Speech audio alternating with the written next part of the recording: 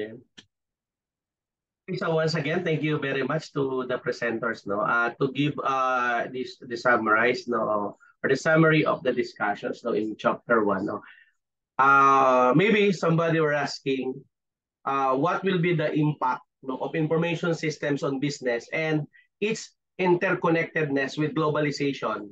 This will be the topic of significant academic interest now. And this inquiry seeks to explore the transformative effects of information systems on company operations and their correlations with the process of globalization. The utilization of electronic mail or email, web-based conferencing, and mobile communications devices has become imperative no, in facilitating company operation. Information systems serve as the fundamental infrastructure no, for efficient and dynamic supply chains. So the internet facilitates various commercial activities such as purchasing, selling, advertising, and obtaining client feedback through online platforms.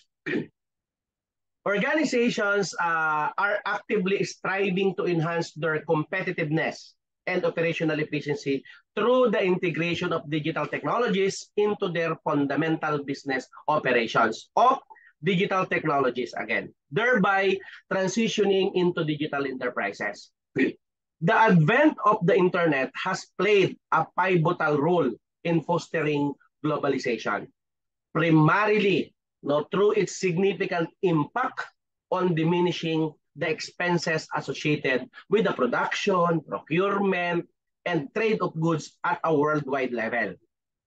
Current trends in information systems encompass various developing technologies such as the foregoing mobile digital platform, the use of online software as a service, and the utilization of cloud computing. So, what is the significance of information system in contemporary corporation or corporate operations and management? No, maybe this will be in your mind right now, no, running in your mind. No?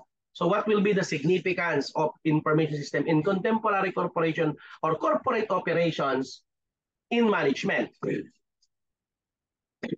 Information systems serve as a fundamental framework for conducting contemporary corporate operations.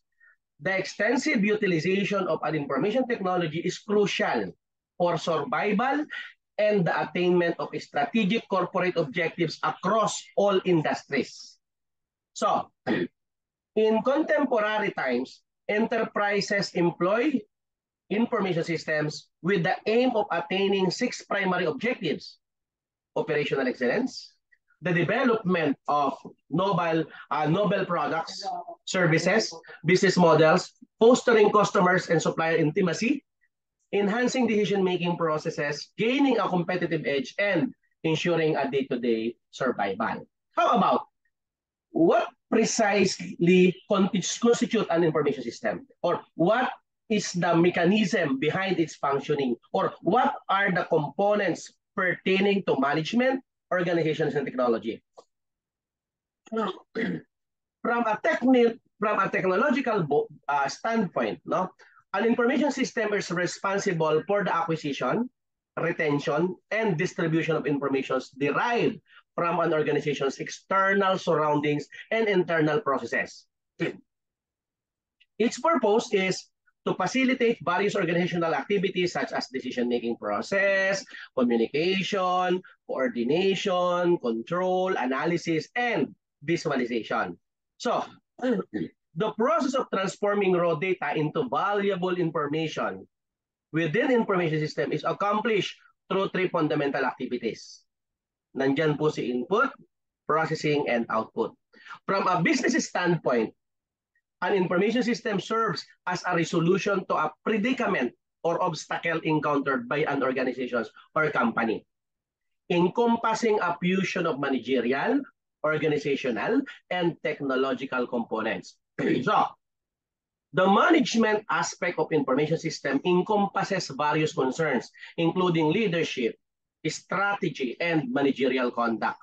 So, the technological dimension encompasses various components such as computer hardware, software, data management technology, and networking or telecommunications technology, which includes the internet. So, The organizational component of information system encompasses various aspects, including the hierarchical structure, functional specializations, commercial procedures, cultural elements, and the political interest group inside an organization. Now, what exactly the definitions of complementary assets? So what will be the significance of complementary asset in ensuring the genuine value provisions of information system for an organization in a matter of inquiry? No.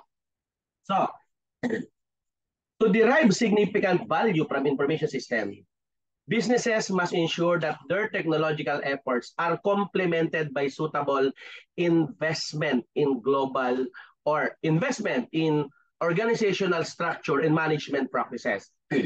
So the complementary assets encompass several elements such as novel business models and processes, a conducive corporate culture and management practices, suitable technology standards, and relevant legislation and laws. So, the potential for significant returns on investment in new information technology is contingent upon firms implementing the necessary administrative and organizational adjustment to effectively support the technology.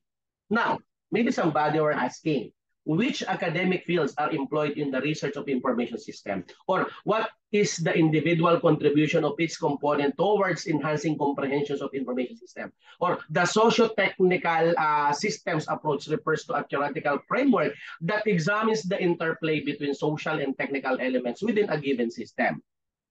So, the field of information system encompasses the examination of matters and perspectives derived from the both technical and behavioral fields.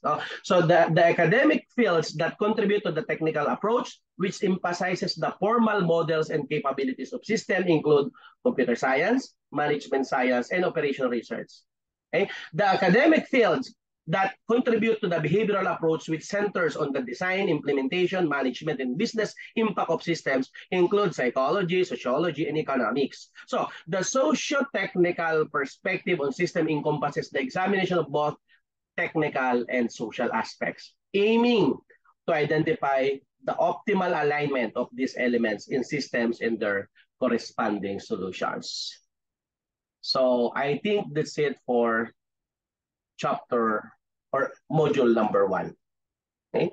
So again, it is important for us to understand all of this, especially the socio-technical systems, the behavioral approach, the technical approach, maybe, of course, since we are talking about MIS. Okay, so do you have an additional inputs or query, or do you want to ask with our presenter, or we may proceed to chapter 2?